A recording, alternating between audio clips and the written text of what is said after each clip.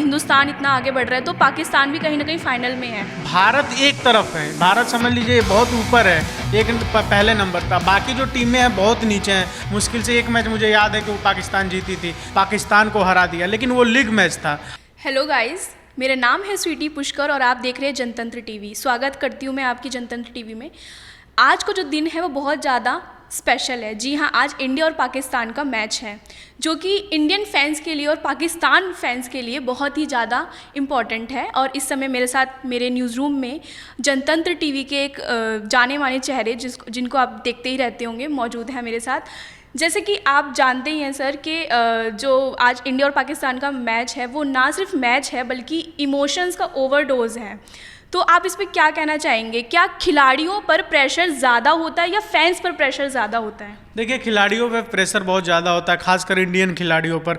140 करोड़ लगभग हमारी जनता है, हर कोई चाहता है कि भारत जीते। और ख़ासकर जब पाकिस्तान से जब क्रिकेट होता है और इस समय पहलगाम हमले के बाद इस समय जब क्रिकेट हो रहा है, आपने देखा होगा पिछले 2 मैच में भले ही स्टेडियम में उतने दर्शक नहीं गए, लेकिन भारतीय टीम पर प्रेशर था।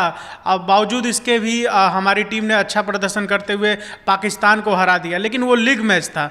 और ये जो आज का मैच है फाइनल है, गंगा आरती हो रहा है बनारस में इस मैच को जीतने के लिए। पूरे भारत में पूजा प्रार्थना हो रहा है, मस्जिदों में दुआएं हो रही है कि हमारा देश ये मैच जीते, इंडिया ये मैच जीते।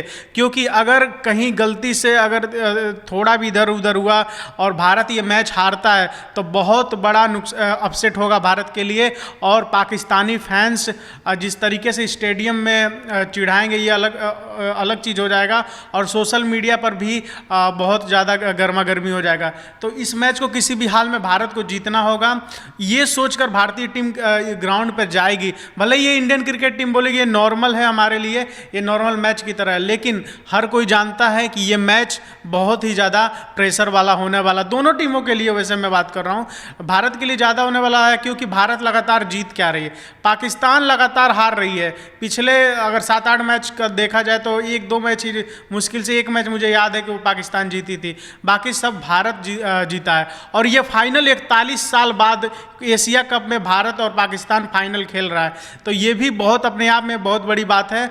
और T20 का फाइनल ये दूसरी बार भारत और पाकिस्तान खेल रहा है। इससे पहले आपने देखा होगा कि पहली बार जब T20 वर्ल्ड कप हुआ तब भारत खेला था और भारत की जीत हुई थी। आज का मैच देखने वाला दिलचस्प होगा कि कौन जीतता है, लेकिन भारत का पलड़ा भारी है। अच्छा सर, मैं एक और क्वेश्चन पूछना चाहूँगी। जब हम बात करते हैं कि बेइज्जती होगी मैच में किस टीम की जो हारता है, लेकिन उससे भी बड़ी बात यह है कि जब हम बात करते हैं ना इसी चीज़ की कि अगर विकेट गिरा तो मीम बनेगा, और अगर जीत गया तो या फिर कोई विकेट ले लिया तो मतलब रील बनेगी। तो जहाँ तक बात करते हैं हम जेनजी फैंस की जो आज के टाइम पे, तो उनके पास भरपूर कंटेंट होगा इस टाइम पे, क्योंकि एशिया कप अगर हम बात करें 2025 की, तो एशिया कप ये एक ऐसा टाइम है इस दौरान जहाँ पर पहलगाम अटैक हुआ है, जहाँ पे UNGA में कल पाकिस्तान के प्रधानमंत्री तमाम बयानबाजी करते हैं। जब आज हम बात करते हैं आतंकवाद के खिलाफ तो तालियों की गूंज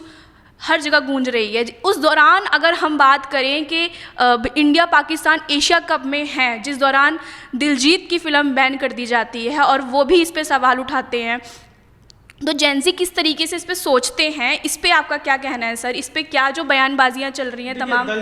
दलजीत जिस तरीके से अभी कुछ दिन पहले उन्होंने सवाल उठाया था, क्योंकि दलजीत का सरदार जो मूवी आई थी सरदार 3, उसको भारत में रिलीज नहीं होने दिया था, बस इसलिए कि उसमें एक पाकिस्तानी हीरोइन उसमें हीरोइन थी जिसका नाम था हानिया आमिर।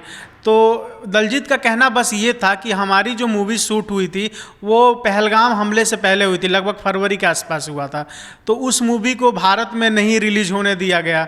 और इनके ऊपर सवाल निशान उठाया गया कि ये देशभक्त नहीं है, देशद्रोही है, तमाम चीज़ें सवाल उठाया गया, एंटी नेशनल तक बोला गया उस दलजीत को जो हम अभी पंजाब में बाढ़ आया है लोगों की मदद कर रहा है। तो दलजीत का यही कंसर्न था कि आप भारत पाकिस्तान मैच हो रहा है, वो भी पहलगाम हमले के बाद, उसको नहीं रोका और मेरी मूवी को आपने रोक दिया। जाहिर सी बात है कि अगर रोकना था तो हर चीज़ रोकी आपने। महीनों पहले जो मूवी बन के तैयार थी, जिसमें सैकड़ों लोगों की मेहनत लगी थी, पैसा लगा था प्रोड्यूसर का, वो प्रोड्यूसर हमारे भारतीय मूल का था, ना कि पाकिस्तानी था। उनका पैसा लगा और उसको भारत में रिलीज़ नहीं होने दिया गया। ये बहुत बड़ा नुकसान था भारत के लिए और भारत के प्रोड्यूसर जो उसमें थे, खासकर दलजीत के लिए भी। तो जैसे कि उसमें उन्होंने बताया था कि मूवी जो है वो फरवरी में बन चुकी थी, रिलीज़ भी मतलब तमाम ये जो चीज़ें हुई थी, पहलगाम अटैक, वो बाद में हुआ था, लेकिन जो मैच है वो बाद में हुआ, जिसके बाद ये सब चीज़ें हुई, बीसीसीआई ने अपने बयान दिए, फिर और भी तमाम चीज़ें हुई। लेकिन इस दौरान सबसे इम्पॉर्टेंट चीज़ जो ये है कि इस मैच में जब हम बात कर रहे हैं एशिया 2025 की, एशिया कप की, तो जहाँ पे हम बात करते हैं कि हिंदुस्तान इतना आगे बढ़ रहा है, तो पाकिस्तान भी कहीं ना कहीं फाइनल में है। तो आप इस पे क्या सोचते हैं? क्योंकि अगर देखा जाए तो कहीं ना कहीं उन्होंने भी अपनी लड़ाई जो लड़ी है, लेकिन वही बात है कि इंडियन फैन होने के नाते मैं बता दूं, पाकिस्तान फाइनल में है, लेकिन पाकिस्तान इस लीग में 2 बार भारत से हार चुका है। 2 बार भारत और पाकिस्तान के इस सीरीज में एशिया कप में मैच हुआ है। दोनों बार पाकिस्तान को भारत ने बुरी तरीके से धूल चटाई है, और पाकिस्तान जिनसे भी जीता है वो बहुत कमज़ोर टीम है। बांग्लादेश, श्रीलंका, अफगानिस्तान, जो भी ये टीमें हैं, ये बहुत कमज़ोर टीमें हैं। तो भारत का कोई तुलना नहीं है। भारत एक तरफ है, भारत समझ लीजिए बहुत ऊपर है, एक पहले नंबर पर। बाकी जो टीमें हैं बहुत नीचे हैं। आप पाकिस्तान की बात कर लो, अफगानिस्तान की बात कर लो, श्रीलंका की बात कर लो, बांग्लादेश की बात करो, यूएई की बात कर लो, जितनी भी टीमें हैं सभी भारत के सामने कुछ नहीं है, ना के बराबर है। तो इस दौरान जब हमें पता चलता है कि अभिषेक शर्मा जो भारत के ओपनर हैं, अच्छे खासे ओपनर हैं, जिन्होंने अभी 300 प्लस अपने वो बना दिए रन, तो मैं इसमें ये जानना चाहूँगी सर कि अब पता चल रहा है कि उनको इंजरी हो गई है, तो फिर कैसा लगता है कि अपने भारत की टीम में कि किस हिसाब से मतलब ओपनिंग की जाएगी, किस तरीके से रहा इंजरी की खबर अभी वैसी नहीं है कि वो मैच नहीं खेलेंगे। हार्दिक पांड्या को भी पहला ओवर करने के बाद चोट लगा था, उसके बाद से तिलक वर्मा को भी चोट लग गया था। अभिषेक शर्मा के भी बारे में अफवाह उड़ रही है, सोशल मीडिया पे ये सब चीज़ें आता रहता है, लेकिन कोई अभी ऑफिशियल नहीं आया कि इनको चोट लगी है, नहीं खेलेंगे। तो मुझे तो लगता है वो खेलेंगे, पक्का खेलेंगे। और आज 8 बजे के बाद अगर भारत पहले बैटिंग करती है तो पाकिस्तानियों को धूल चटा देंगे। और मुझे ये भी लगता है कि पहले ओवर में ही 2-3 छक्के शाहीन अफरीदी को मारेंगे, और शाहीन अफरीदी पूरी तरीके से बौखला जाएगा। और आज 4 ओवर में नहीं कुछ तो कम से कम 50 रन शाहीन अफरीदी खर्च करेगा। जिस तरह से पिछली बार बौखलाई थी पाकिस्तानी टीम, आज का जो मैच है बुरी तरीके से हारेगी, ऐसा कहना है। तो मेरा एक और क्वेश्चन आपसे कि ऐसी कौन सा पार्ट है जो इस मैच को पलट सकता है?